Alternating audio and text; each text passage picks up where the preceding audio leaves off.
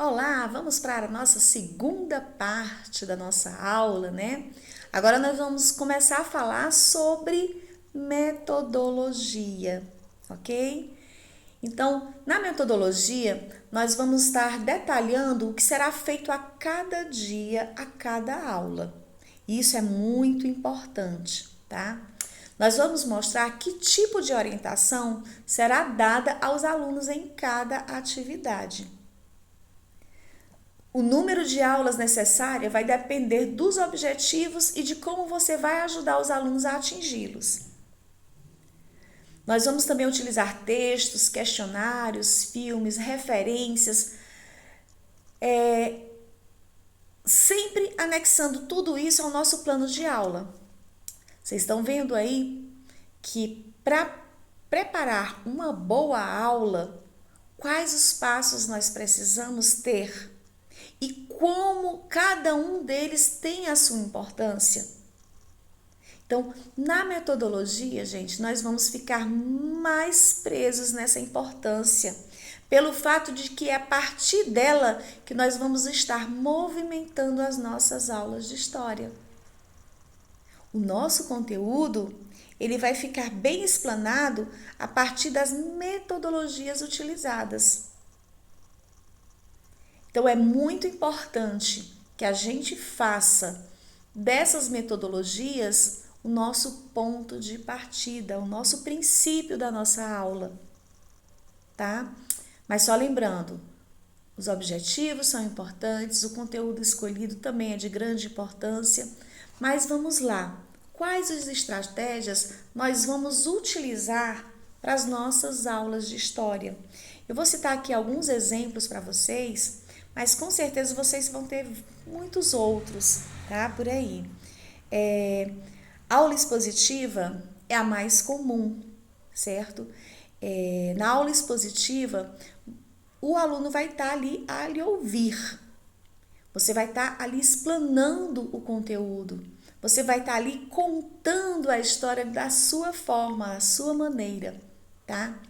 Mas durante essa aula expositiva, não significa que só você, professor, vai estar falando.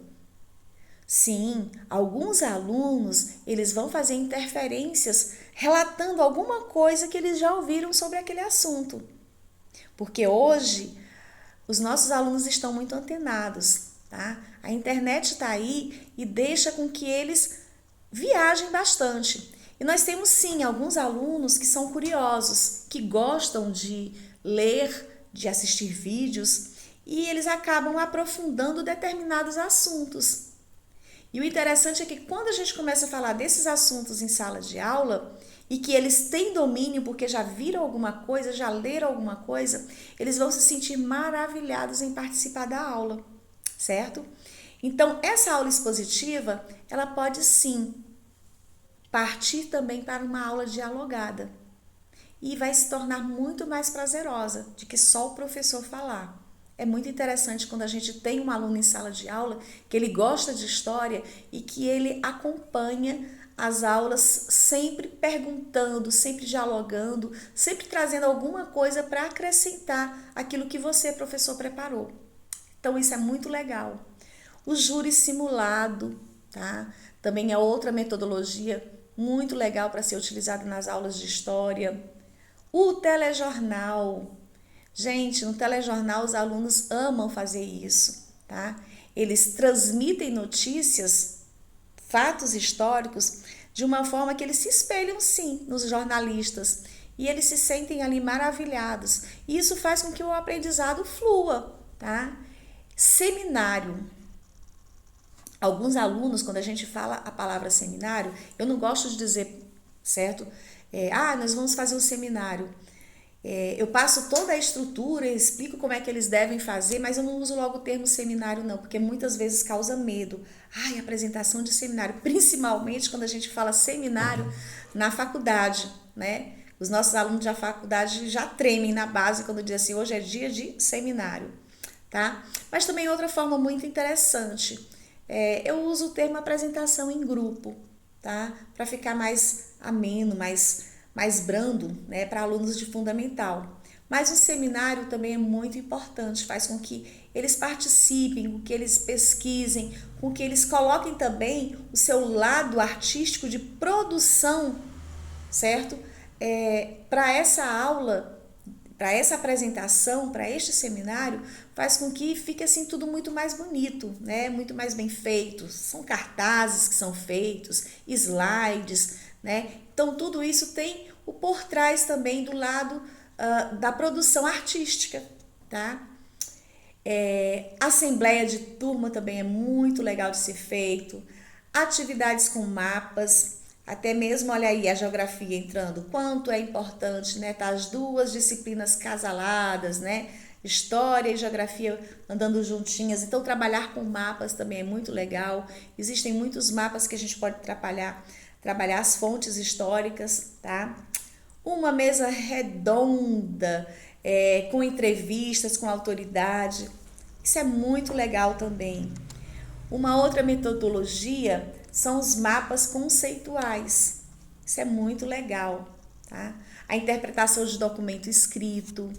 Eu lembro uma vez, justamente trabalhando sobre a cultura afro, eu descobri que aqui no município em que eu moro, tem, tá, um cartório em que tem muitas escrituras de compra e venda de escravos, né? E ao saber disso, eu fui lá no cartório e pedi uma cópia, né? E o dono lá, o responsável pelo cartório, fez cópias, várias cópias de várias cartas, né? Vários documentos de compra e venda de escravos, e eu distribuí para os alunos. E as letras, né, a caligrafia, a escrita, antigamente era muito bonita, era muito desenhada, as letrinhas muito enroladas.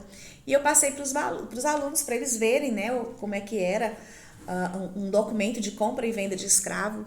E eu achei interessante que o aluno foi e disse assim: professora, a gente tem que traduzir essa carta, porque a escrita era tão enrolada de uma forma que realmente existem palavras que a gente não consegue ler o que tem escrito, né?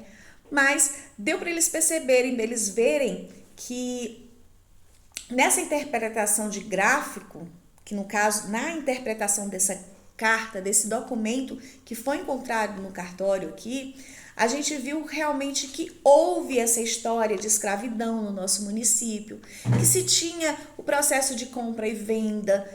Então, assim, foi muito trabalhado um documento, uma fonte realmente existente no nosso município, tá? E nós trabalhamos a cultura afro-brasileira, nós mostramos a importância de tudo isso, né? Elaboração também de uma linha do tempo, é muito legal trabalhar a linha do tempo.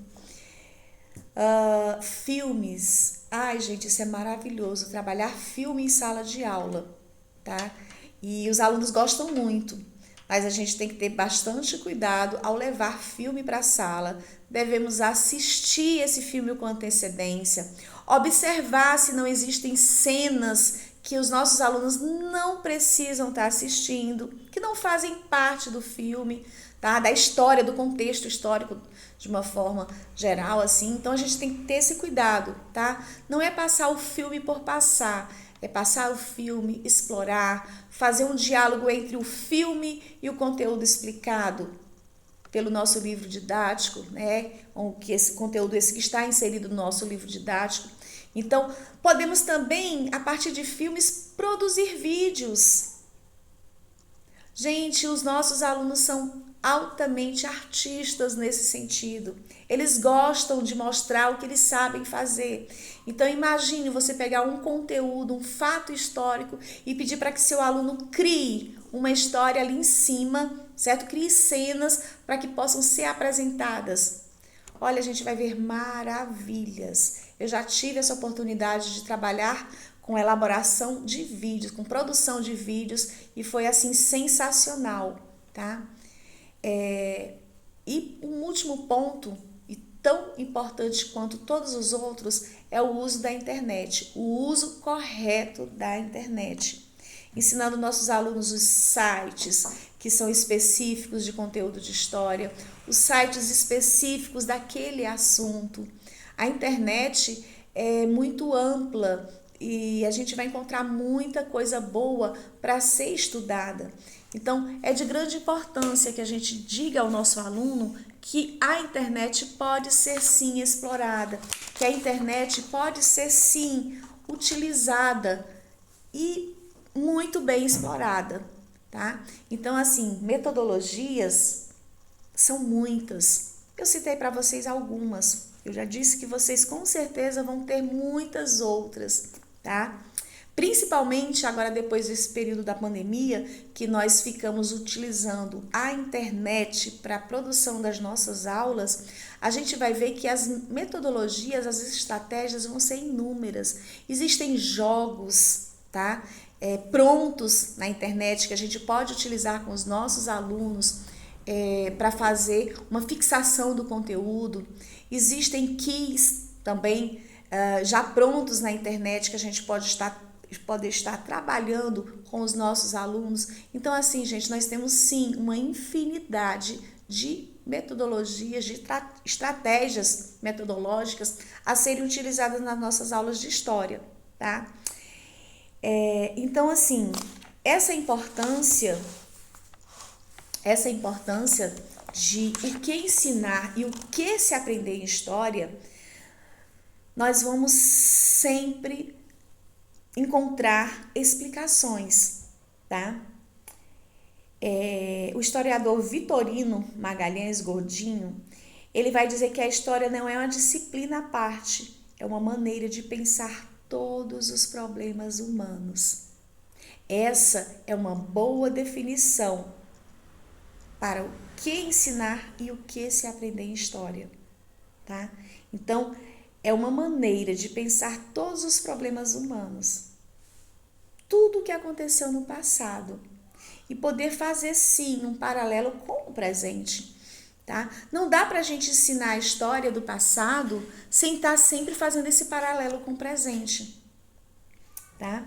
E a gente vai encontrar também um outro pensamento que vai dizer o seguinte: o estudo do passado não é um guia seguro para predizer o futuro, tá?